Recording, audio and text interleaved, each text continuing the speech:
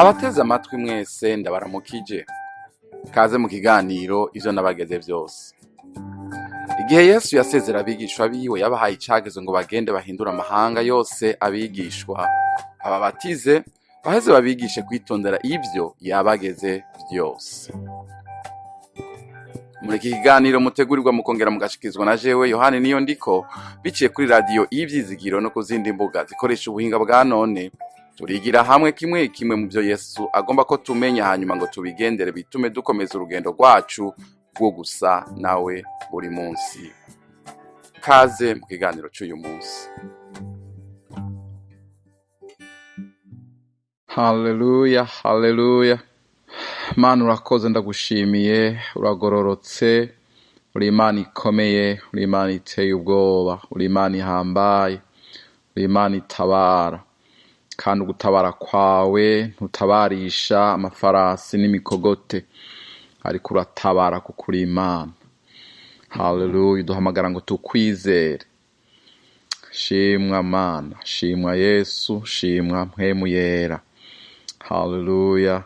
Ndasenge umuntu wese yumvira ijambo ryawe Mana ngo umufashe kwizera ijambo ryawe. Haleluya, kuko amasezerano yawe atabura gushika, naho yoteba arashika, azoshika, azosohora. Urakoze, haleluya, uzigama ijambo ryawe Mana, ntirikorokera hasi kugeza rishikije ico waritumye. Mu mbabazi zawe dufashe kukwizera, mu izina rya Yesu Kristo umwami wacu, amena. Uyu munsi mu kiganiro ivyo nabageze vyose turavugana ku ijambo ryo kwizera Imana, kwizera ico Imana ivuze. Aya n'amajambo aje kuturemesha, n'amajambo aje kukuremesha. Iyo Imana ivuze iba ivuze, iyo Imana ivuze irashitsa, izoshitsa. Amasezerano yayo yagusezeraniye, ico Imana yakubwiye niwizere kuko Imana si umuntu, ntabwo ihinduka, ntabwo yivuguruza na gatoya. Imana mu gukiza ntikeneye gukoresha amafarasi, ibihinda, abasirikare, amashare n'amablende n'amamisire. Irakora kuko ijambo ryayo nukuri, ijambo ryayo ni gitangaza. Imana hari igihe yakirishije imigere y'abanyamibembe. Iyo migere ituma abansi b'Abisirayeli birukanga barahunga, kuko ngo mu matwi yabo bansi b'Abasiriya bumvise ngo guhinda kw'imikogoti ikomeye cyane, ngo baratabaromoka. Kubera iki? Imana yari yisidukiye ije gutabara Abisirayeli. Ijambo ry'Imana ryari ryaciye mu muvugishwa Elisa, riravuga riti ejo ibiryo bizoba bizimbutse, ivyo kurya bizoba bigugwa ihera rimwe. Umwe mu bakomeye b'umwami arabipinga, ati naho ijuru, amadirisha y'ijuru yose yo kuguruka, ivyo ntibishoboka. Uwo mukozi w'Imana amubwira ati uzobibona ariko ntuzobiryako. Icabaye niki? Bukeye wa munsi umukozi w'Imana yavuga, bukeye wa munsi ijambo ry'Imana ryavuga, niho ngo abo banyamibembe bavugana. Aha tuhari dusoma n'amajambo yanditse mu Bami ba kabiri igice candwe ku murongo wa mbere gushika ku murongo wa 20. Abo banyamibembe baravugana bati yemwe ari gupfa twapfuye, ngo tugende tubisabe barya abansi, tubisabe nibatwica dupfe, nibadukiza naho dukire. Kumbe Imana yari yateguye gutabara Abisirayeli bose.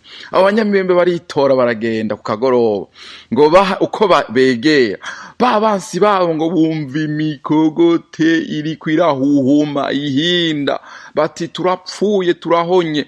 Umwami w'Abisirayeli yatanze amafaranga menshi abami bo muri Egiputa n'abami bahe baraje kudutera, ngo tuyanyage twiruke. Ngo barakura, baratemesha, barirukanga. Abanyamibembe kuhagera basanga nta muntu n'umwe ahari. Binjira mu ihemiri, batora iminyago, batora impuzu, batora amafeza n'amazahabu, ngo baragenda barabihamba, binjira muri indi hema babigira gutyo, bati yamara dukoze nabi, ngo tugende tubimenyesha abiwacu ko abansi bacu bahunze. Baragenda babwira Abisirayeli, Abisirayeli babona kuza, hanyuma ngo bakira ya minyago yose. Imana ijikirisha ibintu vy'intege nkeya. Bisaba iki? Kwizera ijambo ryayo.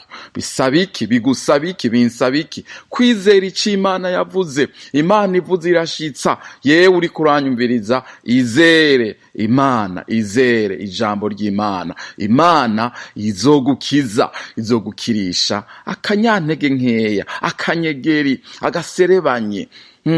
Izere ijambo ryayo. Haleluya. Ninde yogapfuye yibagije yuko Mose kumvira gusa akaduza inkoni yiwe hejuru y'ikiyaga ko vyotumye ikiyaga cigaburamo kubiri? Ijambo umenga ryari ry'intege nkeya, ariko kubera kumvira gusa. Mu Kuvayo igice ca 14 ku murongo wa 16 haravuga ngo Imana iramubwira ngo nawe umanike inkoni yawe, urambura ukuboko hejuru y'ikiyaga, ugitandukanye Abisirayeli bace hagati mu kiyaga nko ku musozi. Ryari ijambo ry'intege nkeya, ariko Mose arumvira, aduza inkoni, aduza ukuboko hejuru y'ikiyaga. Ikiyaga ngico kirigabuye. Kubera iki? Arizeye ico Imana ivuze, arumviye, aragikoze. Ikiyaga kiratandukana mu kubiri. Abisirayeli bajamwo, barajabuka.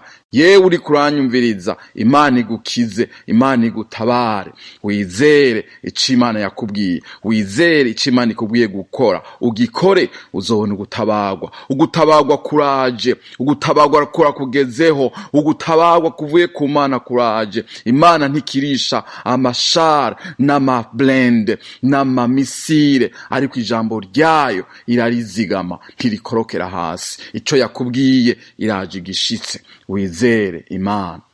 Ninde yokwizeye, ninde yokwemeye yuko kugira ngo abaherezi bashorere ibirenge gusa vyabo muri Yorodani, ngo uruzi Yorodani rwaba rwuzuye hose, ngo rwokwigabuyemo kubiri?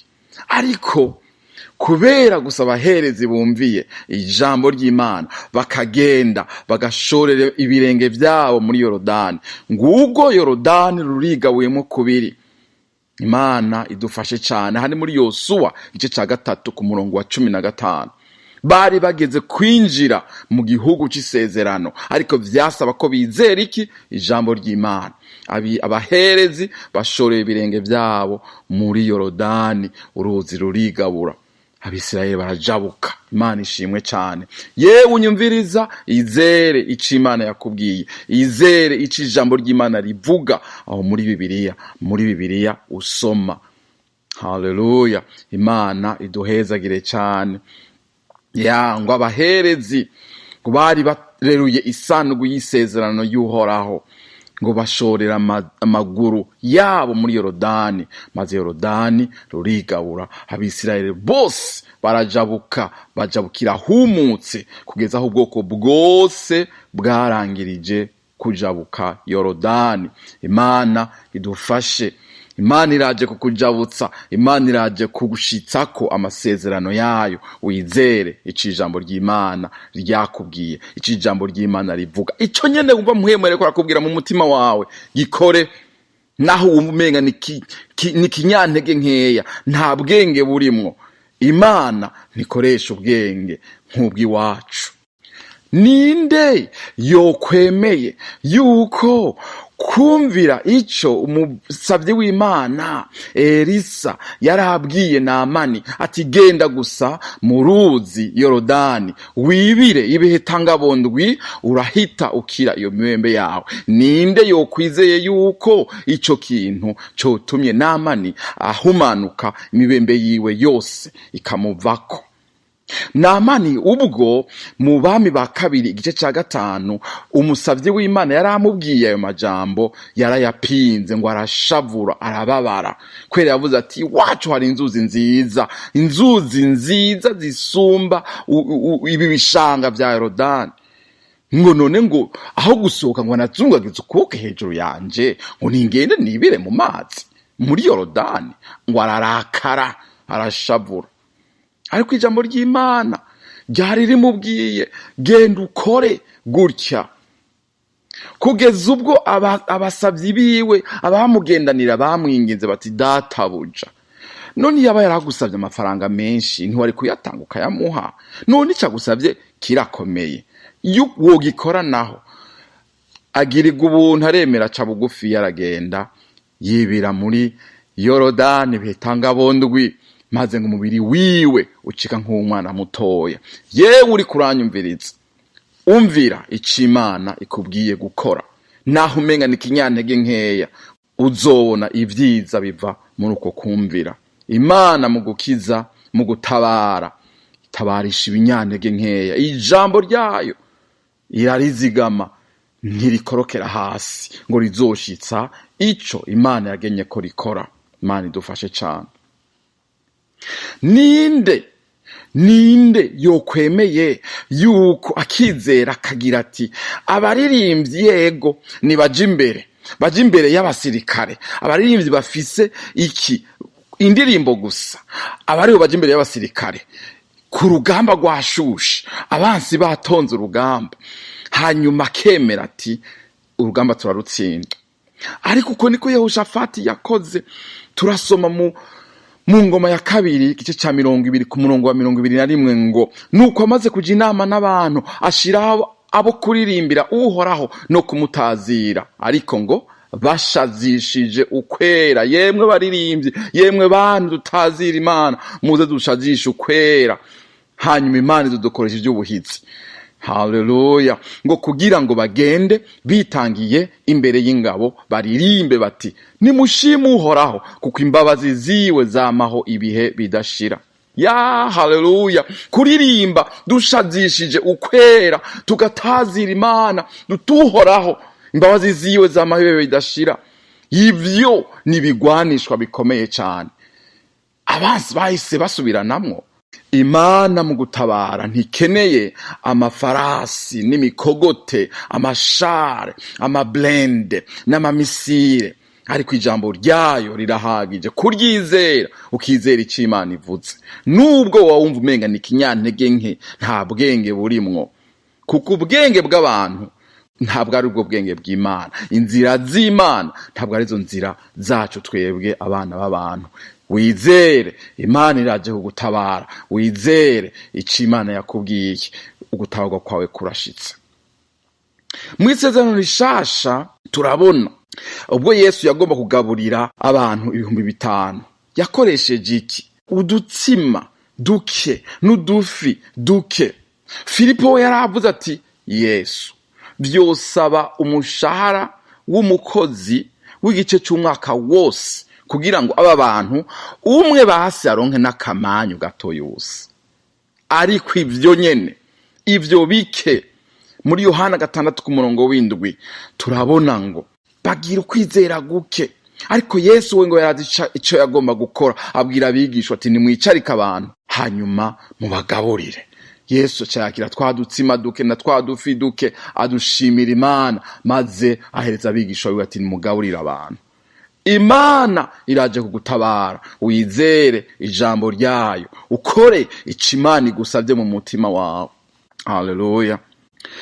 Paulo mu Bikorinto ba kabiri igice ca 12 ku murongo wa 10 turabona ngo nico gituma ku bwa Kristo nzonezererwa intege nke zanje no gukubagurwa n'imibabaro no guhigwa n'ibyago, kuko iyo mbaye umunyantege nke ariho ndushiriza kugira ubushobozi. Imana idufashe cyane. Iyo tubaye abanyantege nke turushiza kugira ubushobozi. Tugira ubushobozi ku bwande, ku bwa Yesu Kristo ari muri twebwe, ku bwa Yesu Kristo twizeye, kuko twizeye ijambo ryiwe duhinduka abanyabushobozi, duhinduka abanyembaraga, duhinduka abafise ububasha. Kubera iki? Tubahawe no kwizera ijambo ry'Imana. Imana idufashe cyane. Haleluya. Yewe uri kuranyumviriza, Imana iraje kugutabara. Izere, nubwo wumva ufise intege nkeya, uri umunyenkomezi, uri umunyembaraga, nubwo woba uboneka nka ba banyamibembe, nyabuna imigere yawe abadayimoni mpwemu mbi ziyumva ari guhinda kw'imikogote n'amafarasi y'abakomeye bo mw'isi, bakiruka bagatesha bati twirukange tuyanyage turahonye. Mu izina rya Yesu Kristo, Imana igufashe kuyizera, uzobona ibitangaza. Ninde yokwemeye yuko ku murango abantu boroba bakuzuza amato akagomba kuzama? Yesu abwira Petero ati, yewe Petero, igize ubwato hariya mw'idamba, hanyuma mutere insenga murobe. Petero ati, Yesu wewe urabona amasaha hageze? Yesu, ibi wabibonye? Erega ni ku murango honye, n'ijoro ryakeye twaratamye ijoro ryose ntaco tugeze turonka, none ntubona ko ari ku murango? Ariko aravuga ati, ahishurirwa na mpwemu yera, aca aravuga ati, yamara kubw'ijambo ryawe ndaterera insenga. Baca baterera insenga, hanyuma ibyabaye barovye amafi batigeze baroba, kugeza iyo ngo amato y'abagomba kuzama. Bahamagara bagenzi babo bati, yemwe ngo mudutabane, ngo mudufashe. Hanyuma Yesu aca aramubwira ati, yewe Petero, ntugire ubwoba, kuva uyu munsi uzoroba abantu. Imana idufashe cyane. Petero aravuga ati, kubw'ijambo ryawe yemwe munyumviriza, yewe unyumviriza ijambo ry'Uhoraho, izere ico Yesu akubwiye, kora ico kintu Yesu agusavye gukora, naho coba umengo wumva n'ici intege nkeya, nta bwenge burimwo, kuko tumba gukoresha logike y'iwacu. Ariko Imana ifise logike yayo, kuko Imana ibona hariya kure. Imana ibona inyuma y'uriya musozi, wowe ubona umusozi, ariko Imana ibona inyuma, kuko il est le maître de l'histoire. Imana ibona ivyo utabona, Imana igera aho utagera, Imana ibona biriya biri hariya inyuma. Yizere, Imana idufashe kuyizera. Petero aca arabwirwa ngo uzoroba abantu kuva uyu munsi. Imana idufashe, Imana iduhezagire. Mbega hari icyo wumva Imana iriko irakubwira gukora? Niwumvire ugikore. Mbega hari icyo Imana wumva iriko irakubwira iti tangura kino? Yewe tangura ico gikorwa Imana iriko irakubwira. Mbega hari icyo wumva Imana iriko irakubwira iti genda ubwire ubutumwa urya muntu, naho umenga kiri stupid, umenga nta bwenge burimwo, umenga ntiwogira aho uhera, wewe niwumvire gusa, ugenda ukore ico Imana ikubariye, uzobona ibitangaza bizokoreka. Imana igufashe, Imana iguhezagire. Reka ndangize ndagucalenjinga nkuko nabikoze mu kiganiro giheruka, ngo wiyumvire abantu mu buzima bwawe, iruhande yawe, ababanye, abo mukorana, abo mwigana, bo badakijijwe. Wiyumvire abantu batatu, utangure kubasengera Imana, hama utangure kubisonzeshereza, utangure kugenda ubagendera, ubaganiriza, hanyuma ubashingire intahe y'ivyo Imana yagukoreye, y'agakiza waronse. Hamwe babwira uti, jewe ntarakizwa, narimeze gutya, umunsi kanaka Yesu aranyiyereka, ahumura amaso yanje, ndahumuka, ndamwakira, none kuva uwo munsi uku niko meze, narahindutse, biri gutya. Izere Yesu Kristo, hanyuma uzobona igitangaza kizokoreka. Izere ico Imana iriko irakubwira, gikora uko nyene, uzobona ibitangaza bizokoreka. Imana iduhezagire, Imana itugirire neza. N'aya majambo y'uyu munsi, kwizera Imana nico Imana idusaba. Yesu Kristo yatugeze ngo tumwizere, twizere ijambo ryiwe. Haleluya. Imana ibahezagire, mugire umunsi mwiza mwese, murakoze. Bye bye. Ndabashimiye mwebwe mwese mwateze amatwi ikiganiro ivyo nabageze byose. Twizeye ko mwafashijwe n'inyigisho y'ubu munsi. Tubifurije umugisha w'Imana mu banyu no mu byanyu. Naho ubutaha.